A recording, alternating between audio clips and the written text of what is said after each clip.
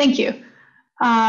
So I'm really excited to be here. I contributed to the summer school, Open Geo Hub summer school in Lancaster like 6 years ago, which was the first time. Yeah, Yeah. I met Etzer there and Tom there the first time, and as we were, so it was a really good time. I talked about a similar topic. It was really enjoyable. Something happened 6 months back, which I'll do to slightly put Etzer on the spot, which is that Twitter, Twitter gives you recommendations about who you should follow on Twitter. So I took a screenshot. This was a few months ago. Twitter gave me these recommendations about who I should follow. So they said, oh, I'm not sharing my screen, am I? No, not yet. Yeah, okay, got it. Okay, so am I sharing now? So this is who Twitter recommends that I follow. So Etzer, according to like Twitter's AI about my preferences about people or whatever, Etzer is somewhere between Joe Biden and God for me. So it is really exciting when I got an invitation to participate again in the summer school from Etzer. So I'm really, really pleased to be here. So thank you, Hannah, for the introduction, and Tom and everyone at the Open Geo Hub for the organization of this summer school. It's been really great so far. So today I'm going to talk about mostly spatial health data, but I'll talk a little bit about spatial temporal health data and how it links in with my challenge question towards the end if we have time. Just a bit of a plan. So this session is going to go mostly just through a motivating example, and everything will be tied to that example. The example's not that important. It's more of an excuse for me to talk you through how I view modeling health data and some of the classical tools for that. And then we'll go through a demo. R-inla is the main package I use for spatial modeling. If you want to follow along with the demo, I have a fill in the blank. This is the GitHub repository. There's a link to this on my Mattermost channel, and there's a fill in the blank RMD file where there's some bits to load in the data already here, and then I'll fill in the rest of this part down here during the demo. And in the Mattermost channel, there's also a link to these slides, and the full source code for the slides is in that repository. Okay, so we'll go through that, and then I'll talk through some extensions, which we'll touch on spatial temporal modeling and kind of the newer ways, the newer approaches to aerial health modeling, and then less of the kind of classical approach. Okay, so here's our motivating example. So I pulled some data from the UK COVID dashboard, which if you did if you looked at the challenge question, you might have looked at that yourself. Sorry, the wind just blew my door open. I'm going to close it, otherwise you'll get lots of other noise.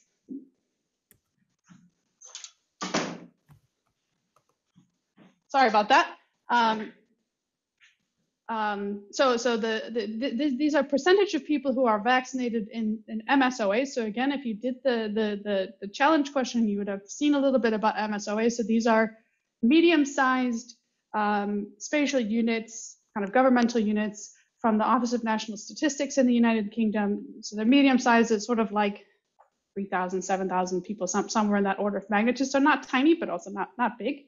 So and means medium. So I guess they're medium. And this is the percentage of people over the age of 16 who've received first doses of the COVID-19 vaccine up until a couple weeks back, so August 20th, something like that. And we can see that there's some spatial structure here. So there's higher vaccination rates out here on the periphery. This is London, so this is the Thames. This is kind of where all the politicians hang out. And then these are more suburban areas. So some questions we might have about these spatial patterns that we can see here, or what explains the spatial pattern. So there might be sociodemographic factors or other explanations for why we see this spatial pattern. And then if we were policymakers, we might want to know where are there areas that have low vaccine uptake, even taking into account these socio-demographic factors that we already know about.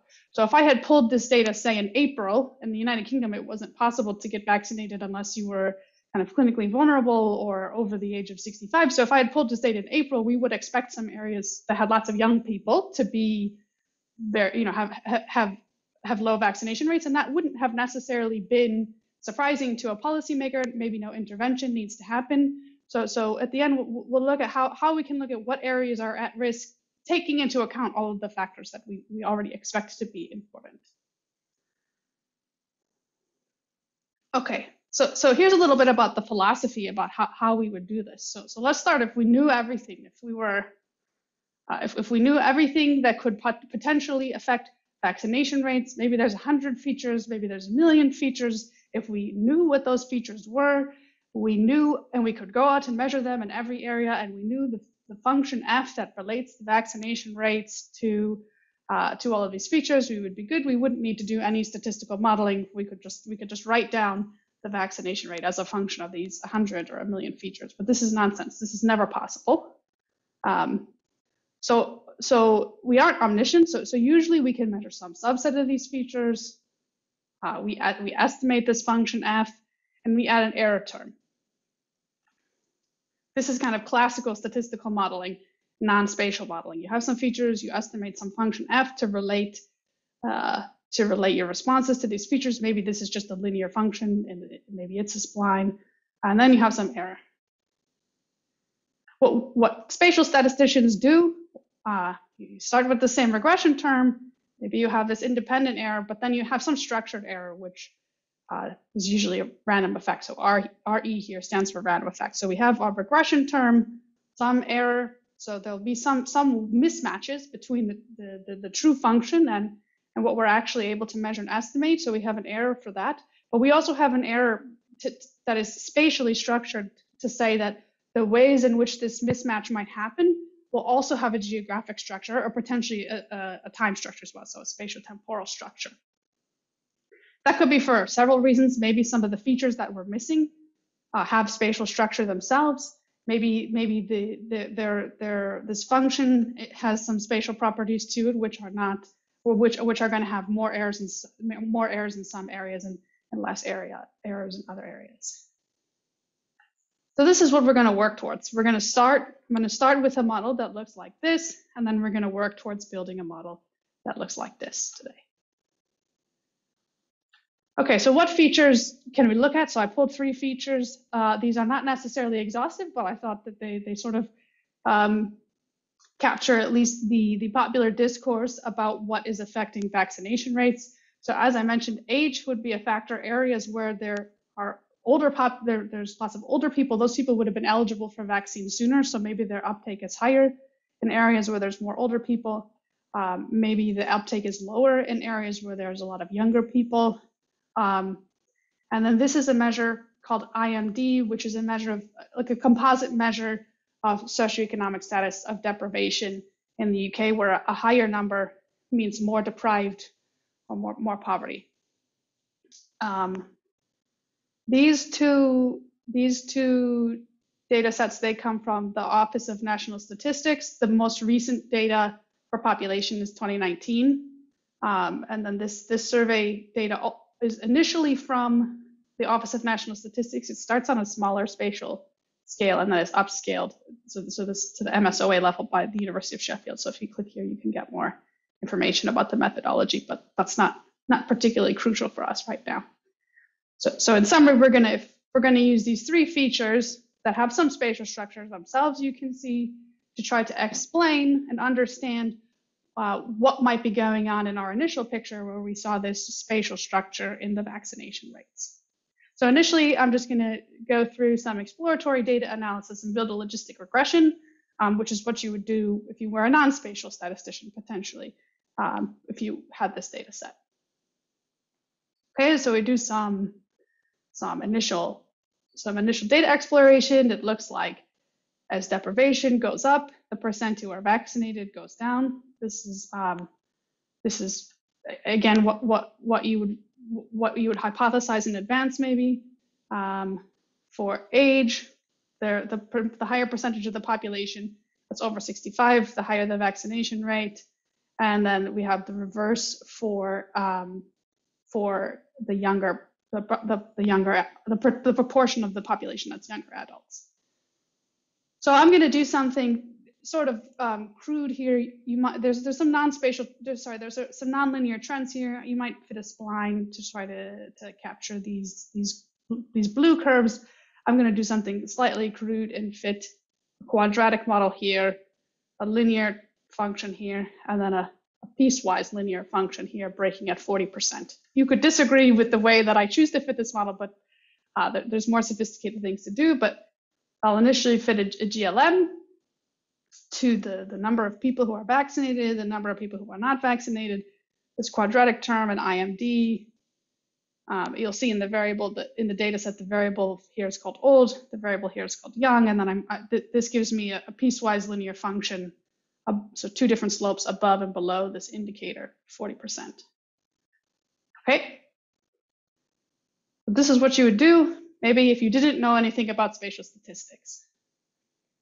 So these are now the fitted functions that we get, so plotting the fitted functions over one predictor holding the other predictors at their average value. So we do actually, I think, a decent job if I flip back and forth matching these curves with my crude choices of how to build this model. And this is what we're saying about how vaccination rates change with IMD, with the percentage of the population over 65, and with the kind of percentage that are young adults. So I think this is a decent kind of fixed effects part of the model. So now let's look at what's left over.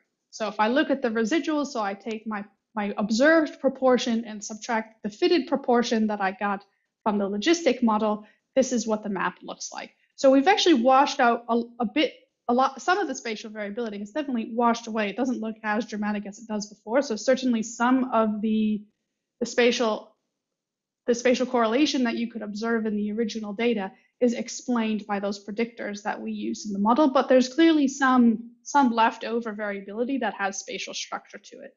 You could do a formal test here if you wanted to test for spatial autocorrelation, but I think visually you can see there's some spatial autocorrelation here. So as a reminder, we're going to go on to this next step where we're going to add some structure to formally say, I want a term in my model that can account for the fact that there is structured error in the way that my observed rates are mismatched from my fitted rates. Okay, so I'm going to deviate from our motivating example here and start talking a little bit about the theory of how we would classically approach this problem of wanting to add a spatial term into a regression model like this. Okay, so stepping a little bit back towards notation. So suppose we have M non-overlapping areas. So these would be my MSOAs. So area 1, area 2, up to area M. And then for each of these areas, we get a count, the number of cases or events in area AI, and in this case, we'll also have N, which is the number of people, a number of adults in that area. Classical spatial health models are based on really only on the adjacency matrix. So I'll show you a little picture of an adjacency matrix, but basically we build a matrix that has M rows, M columns, and then the entries of that matrix are either 1 or 0, depending on whether the two corresponding areas share a border. So if you notice, if you were paying really close attention, all of my figures just that I've gone through, they all had they were all in lat long coordinates. And like, it's kind of a terrible idea to do any sort of spatial modeling where your spatial coordinates are on lat long, and we just had a nice talk about different coordinate systems that we could be using and how to think about these things. But for this type of classical spatial model that I'm going to talk about, it doesn't matter actually, because all of the spatial structure in our data is encoded through a spatial adjacency matrix. So actually, it's a bit bizarre. It's a spatial model, but at some point, it doesn't matter where they are on the globe. It only matters what areas are actually attached to each other. You sort of ignore where they are on the globe completely.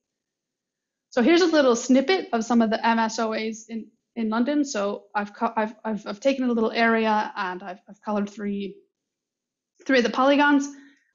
We have the centroids in these black squares, and then where the areas are connected to each other, I've drawn the graph. So the lines between these two, they mean that these two areas share a border.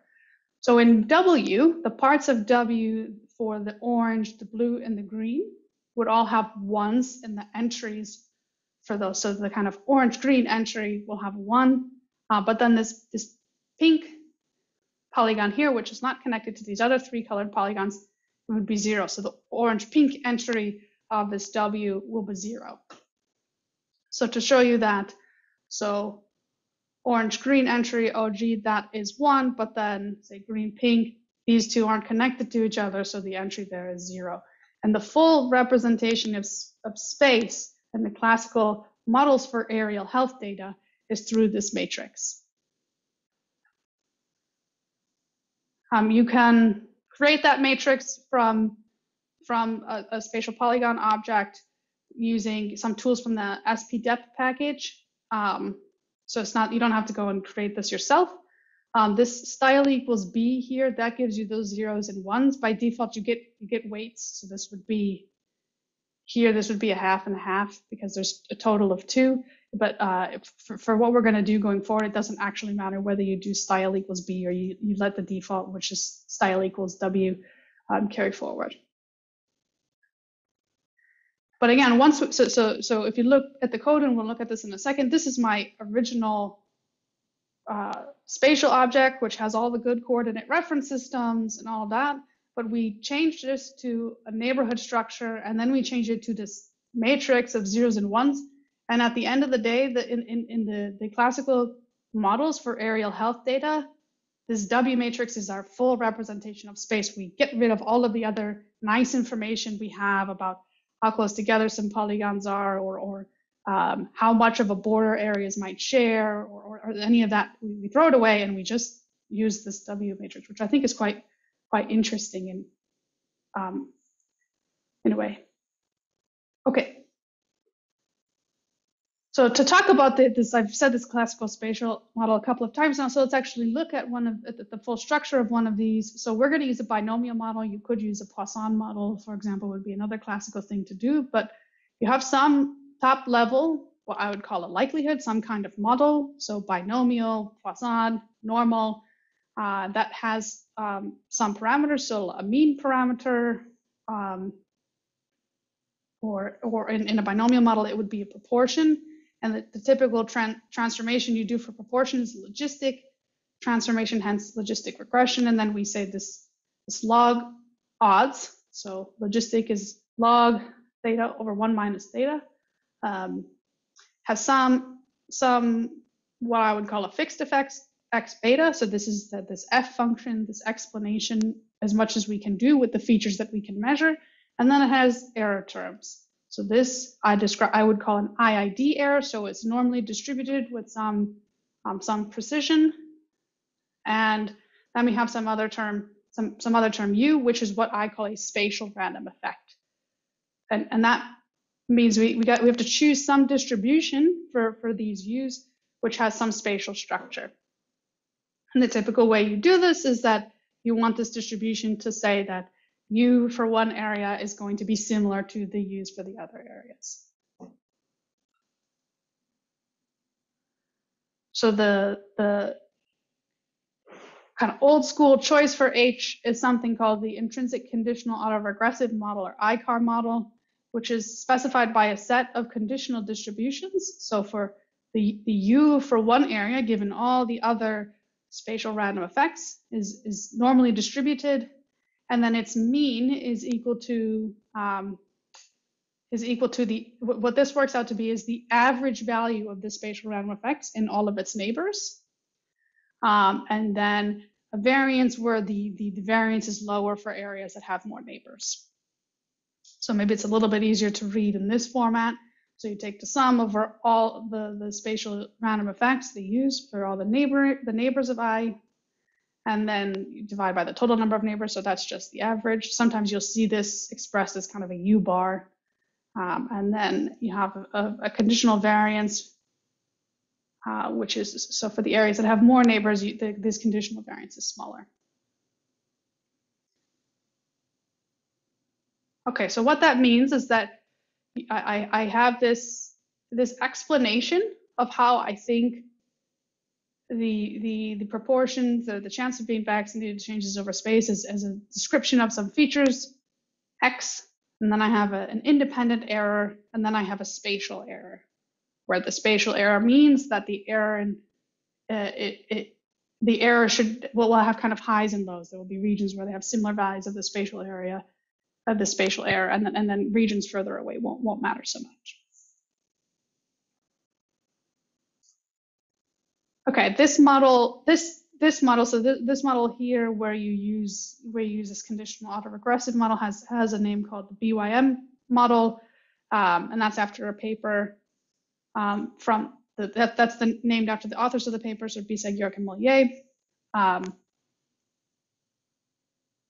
It's still a model that is used all over the place. Like I referee papers that use this kind of model all the time. But as I'll talk about at the end, things have moved on a little bit, especially from this kind of view of the spatial world where only your neighbors matter and nothing like distance and that sort of thing matters. But it is still a model that is used all the time. And I would say it's probably still for many spatial statisticians the kind of first pass to try out once they get their hands on some spatial data. Okay, so how do we fit this model? So this model is usually fit in a Bayesian paradigm. So that means that we need to put prior distributions on the unknown parameters, so those betas and the two variance components that we have. You can fit it using Markov chain Monte Carlo within the CAR Bayes package. Today I'm going to talk about INLA. So INLA stands for Integrated Nested Laplace Approximation. What that means is that so Laplace approximation is a general tool for approximating complicated distributions.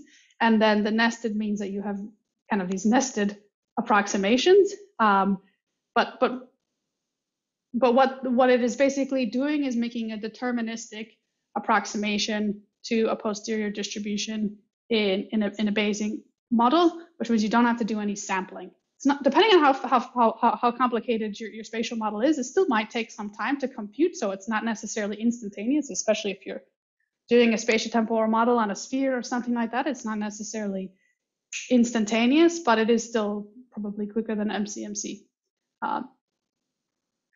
So the types of models that INLA works on, MCMC you can fit to almost anything you want. But the types of models that INLA works on are latent Gaussian models. So what that means is that you've got some top level likelihood with some Gaussian random effects. So some random effects U that have a normal distribution. So this distribution F can be whatever you want really. But typically again, it's like normal binomial Poisson. And you have some Gaussian random effects, and then you have some prior distributions on these thetas, these hyperparameters. So in our case, this theta would be our regression coefficients, the betas, and then these thetas would be our covariance terms. So INLA is tailored to give you fast approximations of these two posteriors, so the marginal posteriors for the random effects, and then for these parameters theta, when this covariance matrix is sparse. So it has lots of zeros in it. So this is where this W comes in. So the way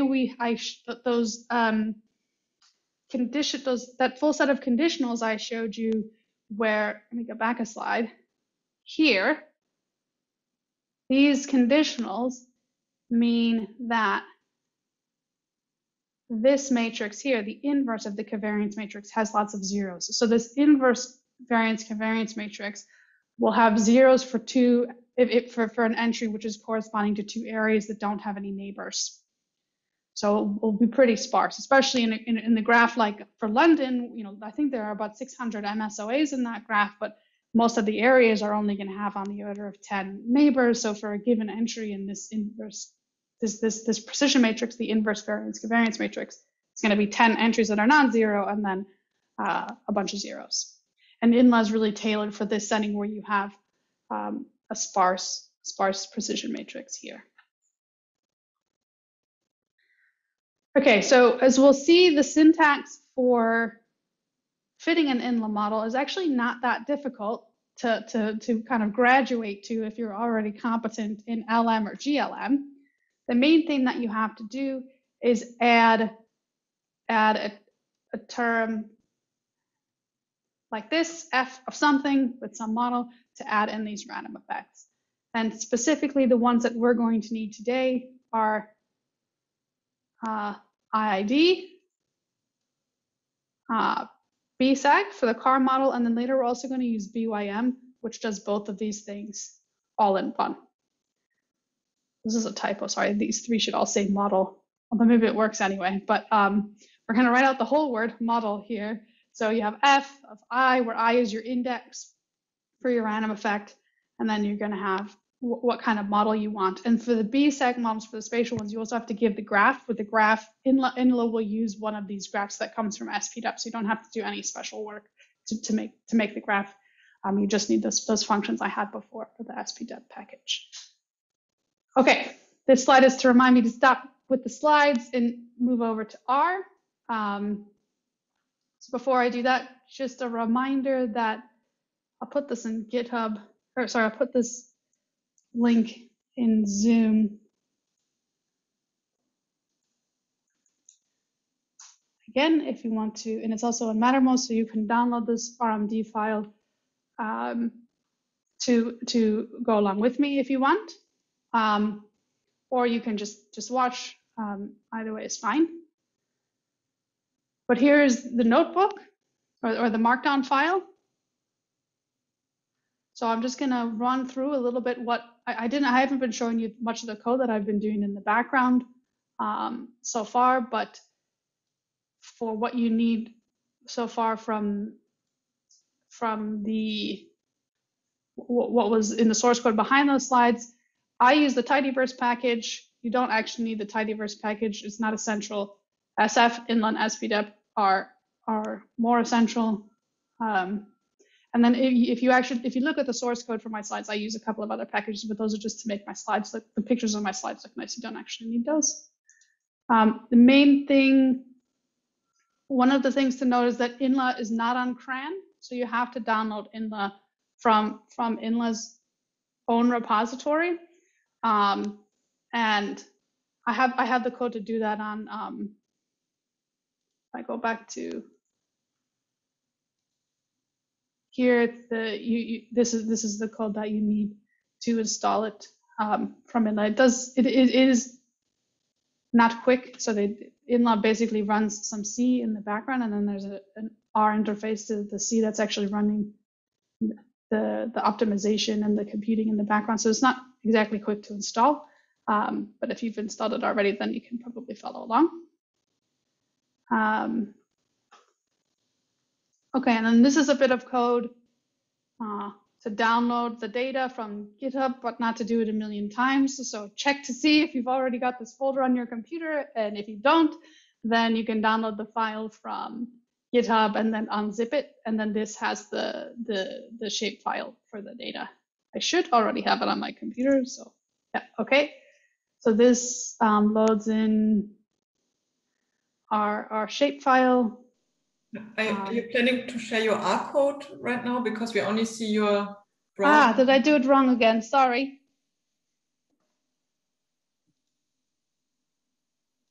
I thought I shared my whole screen. Yeah.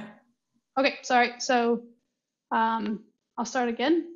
So, well, I won't tell you the packages again, but so these lines of code are just to check whether you've already downloaded the data, and if you haven't, well, whether you already have the folder with the data, and if you don't, then download it from GitHub and then unzip it, and then this reads in the shape file. So I've read in the shape file, and then we'll use this we'll use this again. So this is a proper spatial object. We'll use this again when we need to create this W, but actually we sort of ignore this spatial object for most of the work we do, because as I said, these classical models don't really think about space as space. So I'm just going to pull out the data that we actually need and then show you what that looks like.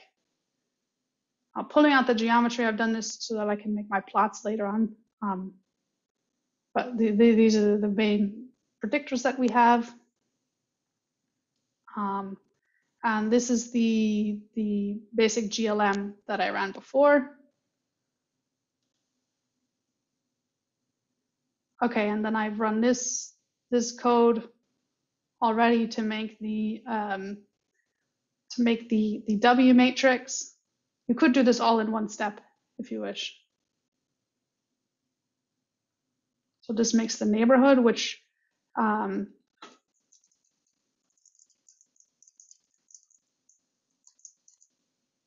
has, this is a neighborhood class, and then I transform that into a matrix class. But like, you could nest this in here if you wanted to be quick with your code or have fewer lines. That's the kind of person you are. So okay. There are some requests in the chat if you could make the text of the code a little bit larger, because it's a bit hard to see apparently.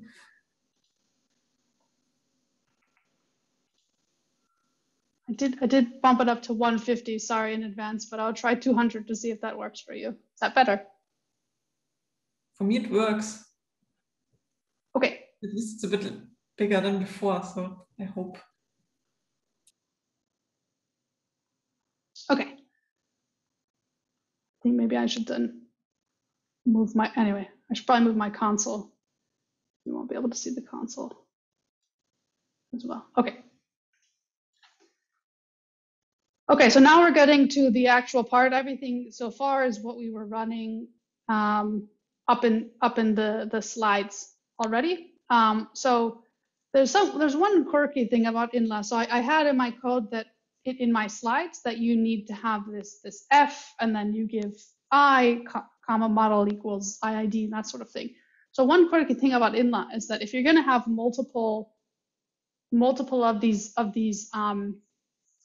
these random effects objects, they have to have different names. I mean, maybe they have fixed this, but for me, I'm pretty sure you have to have different names. So I have to create, I'm creating a column here, which is just 1 to 600. And this is the same column. And the reason, again, for this is that, so if I go back over here, if I want both an IID term and I want the spatial one, I can't actually have them both be I. They need to be two distinct columns of my data set, which is kind of quirky, but not too hard to handle. So that's what this code is here. So I'm creating just these two columns, which are just 1 to 2, 1, 2, 3, 4, 5, 6, 1, 2, 3, 4, 5, 6, all the way down to the number of rows of that data set. Okay, so now this is the general structure of an inla call. So I have the way you call something in inla is with the function inla, and then there are a few things that look a little bit different than if you were to fit a logistic regression using the GLM function. So you have to do, so I have my number of trials here.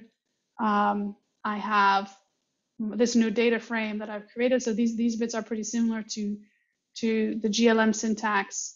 And then the main difference with the logistic regression is that I put my n trials here rather than on the left-hand side here.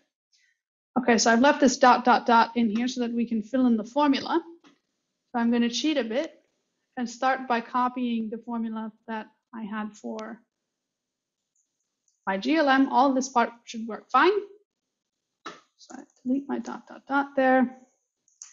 And now I need to add in these two random effects components.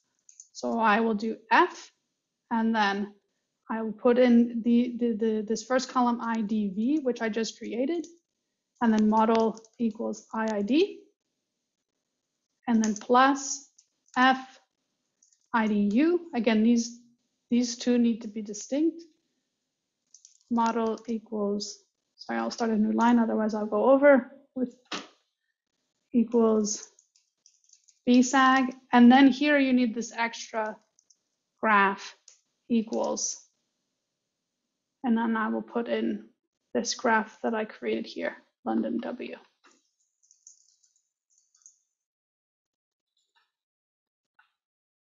This takes a second to run because we have a lot of areas, but it should take maybe 10 seconds to run.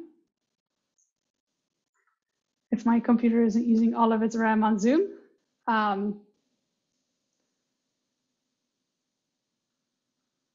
But again, the main, as I said, if you are competent at, if you're competent at GLM and LM, the main things you have to add in are these two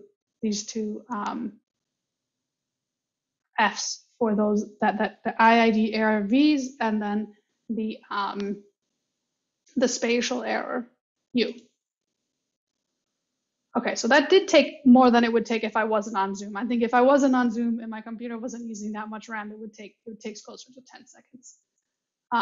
You can try it out for yourself. So let's look at this object. So we can do names, London BYM. It's got a lot of things in there. The things that we're going to investigate are going to be the summary of the fixed effects. So that these are the regression components. So the regression coefficients relating to this part of the formula. And then we're going to look at the summary hyperpar, which is the summary, the posterior summaries for the variance terms that are kind of we're implicitly asking for with these two. And then we'll look at the random effects as well. So you can investigate those. These are the ways that you call them out. There's also a plot, which will give you all sorts of plots if you want, of all different functions of the posterior distributions and that kind of thing. This will create an enormous number of plots, so I'm not going to do it now. But you can investigate. So summary fixed gives, as I said, gives us estimates of the parameters. So I'll change this a little bit and go mean. So this gives us the posterior means of those terms. And then you can get things like the quantiles for a credible interval. You could take the posterior median instead here, but that's what we're getting out here.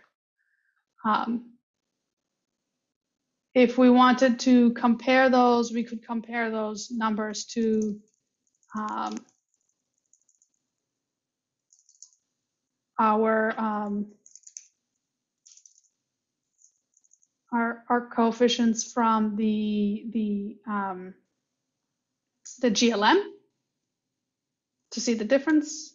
I have this over in the slides actually in a little bit of a nicer format if we want to have a look at that. So we can compare the sizes of the coefficients from these two different models if we want. So they aren't completely the same. So it's not so adding in these random effects isn't simply taking the function you would have estimated without the random effects and tacking the random effects onto the size. So there are some differences. They're not the same, although they're kind of, I would say, pointing in the same direction.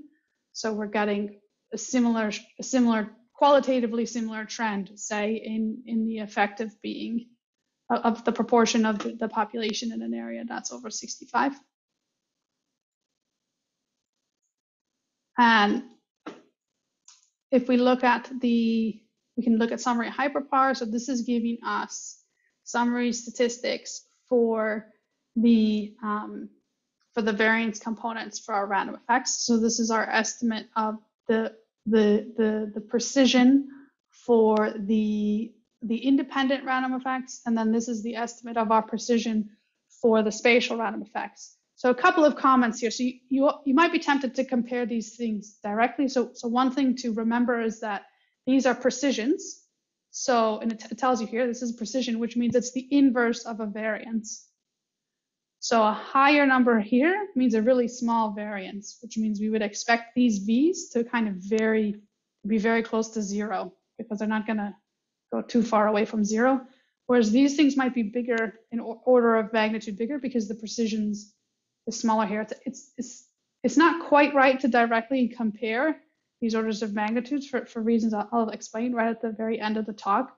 So these two numbers are actually not directly comparable. So what I prefer to do instead is actually just look at the random effects to see how big they are. So you can pull out the random effects themselves using this. So I look at summary.random and then I have $ to be the, if I do $, If I do this, it will give me the whole summary of all the random effects. We'll just look at the top. It gives me the posterior summaries for each U. So this is U1. What's the posterior summary for U1? What's the posterior summary for U2? And then I'm taking this column out, and then I can make a picture of that.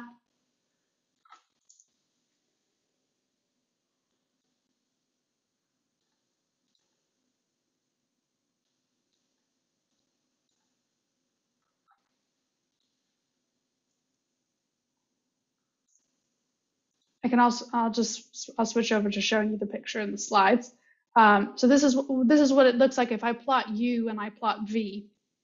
So if I plot U, we see the spatial structure. So these are my spatial random effects. Now, reminder, I sort of told the model, like, these need to be spatial. So the fact that these random effects show spatial structure is not necessarily because the spatial structure is there, because I've enforced these numbers to have a spatial structure. But we do see a spatial structure, which is kind of similar to the residuals from the logistic regression we saw earlier. And then these are our independent random effects, the V's, and they don't show as much spatial correlation or really any spatial correlation. And one thing to note, as I said, those precisions are not directly comparable, but we can compare the order of magnitude of these, and we see that the spatial effects are much larger in absolute value than the non-spatial effects. So this leftover variability that's hanging around after I've done the logistic regression part does seem to be mostly spatial and not as much non-spatial. So there's definitely a big spatial component left over.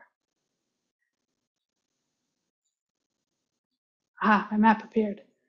Okay, so there's one other thing we might want to do. So we see some areas which have these big residuals, maybe.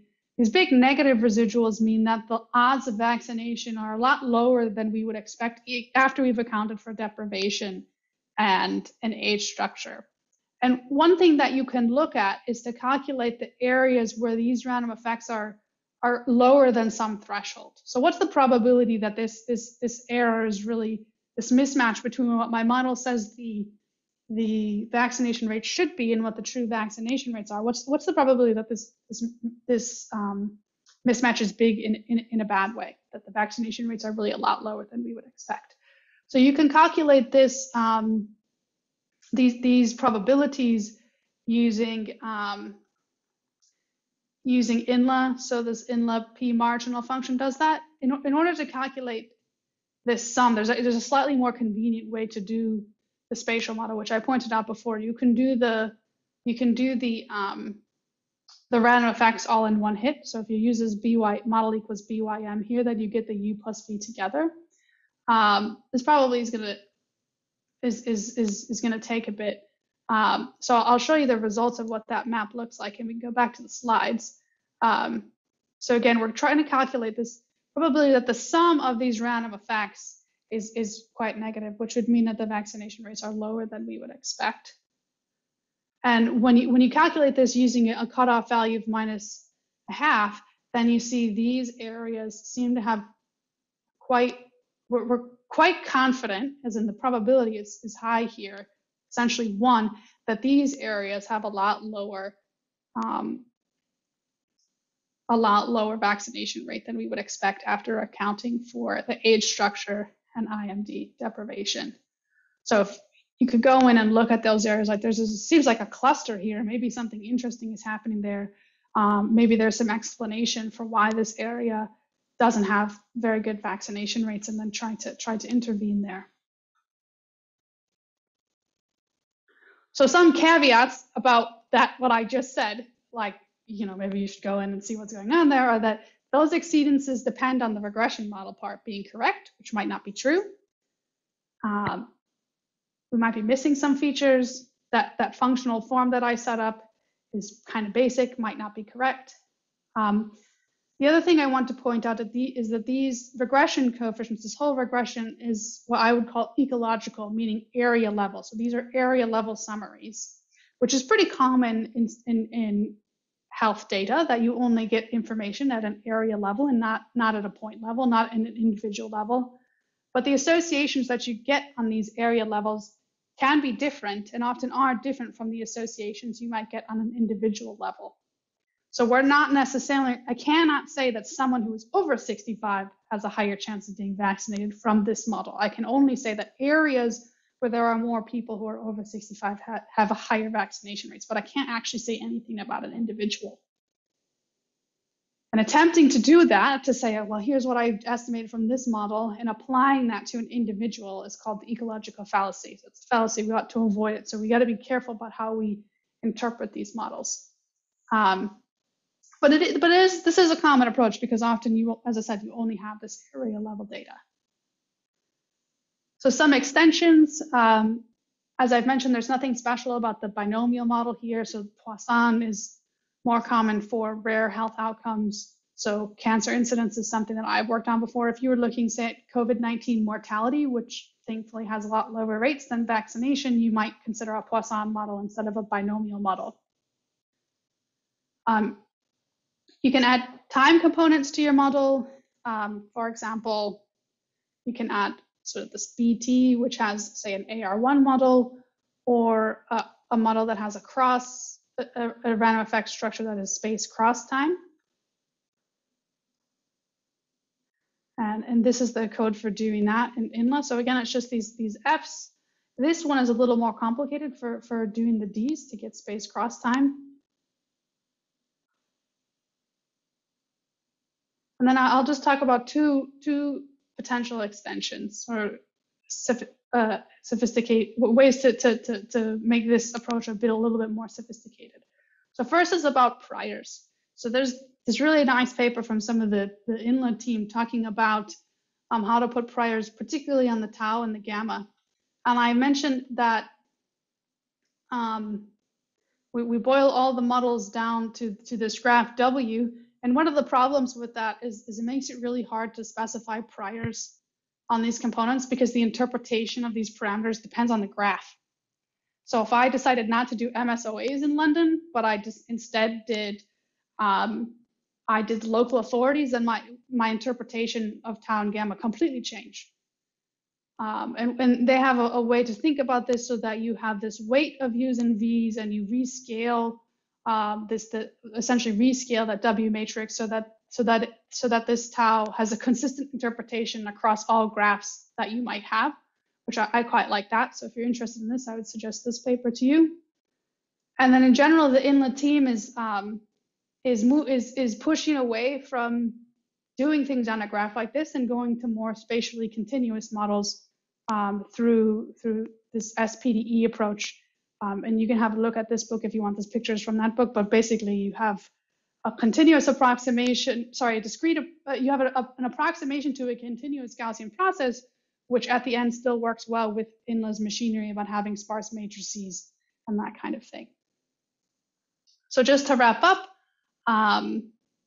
here are some resources if you're interested in more things about INLA and modeling. So, and Paula actually gave I think a session last year, which is online, if you want to learn more about, say, visualizing the outputs of some of the models that I was showing you. And then if you want to get in touch with me, that's my email address, and you could also find me on Twitter. Okay, so I'll stop there and look at your questions. Okay, great, thanks a lot. So we still have 10 minutes time for questions. So please, everyone who still has questions, post it either in the chat or on MetaMost. And so far we have 2 or 3 questions here. So the first one is, isn't it a problem for the model that districts located at the periphery have per se fewer contacts compared to districts located in the center?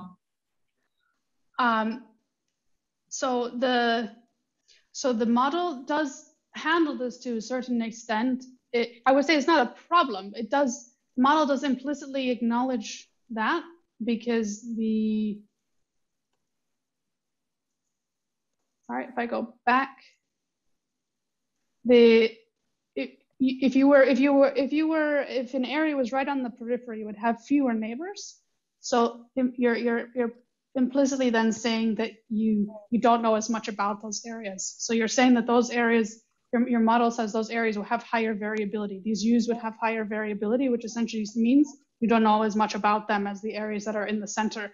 So the areas that are in the center, you are more sure about what these spatial random effect values could be. So implicitly, so it's not necessarily a problem. And I think nice implicitly you are communicating that these areas on the periphery might be a little bit different, or you have less information about them. Okay, next question. Do you expect problems if you need to fit a big spatial temporal model in INLA? Short answer, yes. A big spatial temporal model, yes. You can, INLA does work on kind of HVCs, and it can be smart about using different threads and that sort of thing. But yes, INLA is not necessarily fast. So it's on big models, it can still take quite a while to fit big spatial temporal models. Sometimes it's still doable, but it's even though it's deterministic approximation, that doesn't mean it's instantaneous. Does it parallelizes? Does it run in parallel, or you have to yourself split? I need to be careful about the definition of parallel, because that means some slightly different things. I don't know if but it does. You can tell it how you have some. You can have some control over how you want it to use the architecture. But it's not just running one process. It does some parts of the estimation are parallelizable, and other parts of the estimation aren't. Just some bits are easier than others. There are some other things you can do, like try to get at the end of the day, it needs to do some optimization, and you can try to do the optimization part a bit crudely and then use that as a starting point, and then redo the final analysis when you're already in the right neighborhood for finding the optimum. Okay, next question. If you want to give a comment on maybe being more careful interpreting fixed effects due to potential spatial confounding. Love this question. Thank you very much for this question. So spatial confounding, so confounding in general means that you have, there's some other, you have some multiple terms in your model, and when you have one term present, it can sort of explain the effect of one of the other terms. And this is definitely a problem in spatial models. There's a really lovely paper, or a paper with a really lovely title, which is Spatial Random Effects Can Mess Up the Fixed Effects You Love So Much, or something like that. I'll put that in my Mattermost channel later, but it is definitely something to think about. So what that means is, I showed you this table where I have the GLM output and in the output, and some of these things that are different are not just because, okay, I had a prior in there and it's a Bayesian model and I did something slightly different. Because of spatial confounding, the parameters that you're trying to estimate here are actually really different things. They're different quantities because of spatial confounding. There's some good work in this area about trying to make sure that your spatial model is kind of only working on the part of the space that's orthogonal to all of your predictors that have spatial structure as well. I don't think that those are implemented in INLA, but that is an interesting area of research that's ongoing. All right. Next question. How would the ICA compare to a random cluster intercept model? So I don't know what a random cluster intercept model is. So sorry, I can't answer that question. Maybe I know what a random intercept model is, but I don't know what the cluster part of that question means. For Mattermost then. Next question is from Tom. Tom, do you want to ask it yourself? Yes, Teresa, what if you have like a mixture of polygon data and gridded data? So if you have like a time series of air quality images, or could you combine it, or do you think there's an issue that should you aggregate first for polygons, or how would you do it? Yeah, so this was part of my motivation for my challenge question, actually. So I like so first of all, this is an excellent question, because this is a problem that lots of environmental epidemiologists face all the time. So you have some exposure data, which is on a different spatial scale than your outcome data. And I think what I tried to do is try to find the smallest spatial scale possible and work on that. And this is where this question came from my challenge question, which was that I have these, I'm working on a COVID-19 project where I have case data at this spatial scale, but sometimes it's missing. And the other spatial units that I have are much bigger than these, and they don't overlap the local authorities well. So I have data on a different scale, but it doesn't overlap any of the other polygons that I have usually available. So I try to put everything on the smaller spatial scale and then overlap things on this smaller spatial scale. I think that can kind of be brute force in work. I think the most elegant thing to do would be to also try to take into account the uncertainty in that process, because that will introduce some error. So somehow maybe do something that is a little bit more like multiple imputation, and think about having multiple versions of these data sets to incorporate the fact that there's some extra variability and uncertainty when you're trying to do these overlaps. But I think my first pass attempt would be to try to downscale everything to the smallest spatial scale and do my modeling on the smallest spatial scale possible. I agree. Great. Thank you. Okay, the next question. The BYM model with fixed effects has been recognized to have potential problems in the fixed effects terms estimation due to spatial confounding with spatial random effects. Are there alternatives to the BYM in INLA? Oh, thank you. You've linked in the paper that I was just saying. This adding spatially correlated errors can mess up the fixed effects you love. Yeah, so there are some follow-ups to that paper.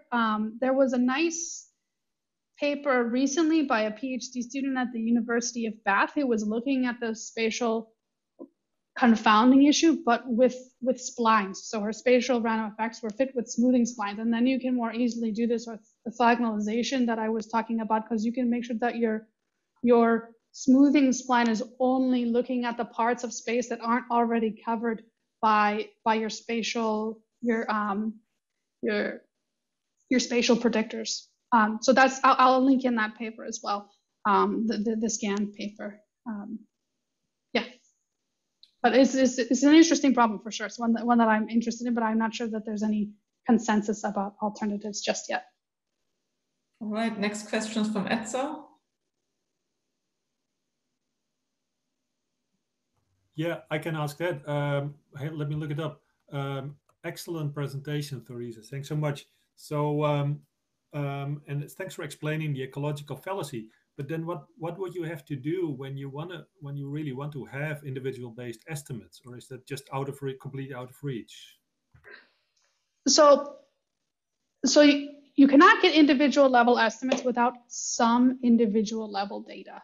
So you might have survey data, for example, where no, in fact, there definitely is survey data from the Office of National Statistics, high quality survey data on a much smaller number of people, asking them, are you vaccinated? How old are you? And trying to estimate, say, their deprivation. There's some really cool work going on, trying to combine spatial, this is area level data, and the individual level data. So take advantage of the fact that you have area level data everywhere, but then you have the individual level data at high quality for some people. And that's what I think is, I'm really fascinated by that work, where you try to then estimate individual level data from this individual level estimates from these surveys, but then try to get some boost also from having all of this area level data available to you. So try to make the best of both worlds. Is that indicated by these small area statistics things, or is that another area? No, small area statistics is still just ecological. Okay, good. Typically. Yeah. So no, you have an individual level data where every element of your spreadsheet is actually one person, and maybe you know the area where they live and their exact age and whether they're vaccinated, and then you try to use modeling that combines both that individual level data and then some area level data. Okay. And I think that is some really powerful approach. Okay, so we are already behind in our schedule. There's a last question, maybe for a very quick answer. Does INLA work for spatial and spatial temporal rasters in the same way? If you can answer that quick, maybe we can still do that. Otherwise, we move that to the discussion in MetaMost. It is a little bit different and a little bit trickier to just, if you want spatial temporal interaction and rather than just the space and then just the time component, it is tricky. It is a little bit tricky and a little bit of a step up in sophistication, but it is discussed in some of these ebooks that I linked to. So there's definitely some good stuff in these ebooks.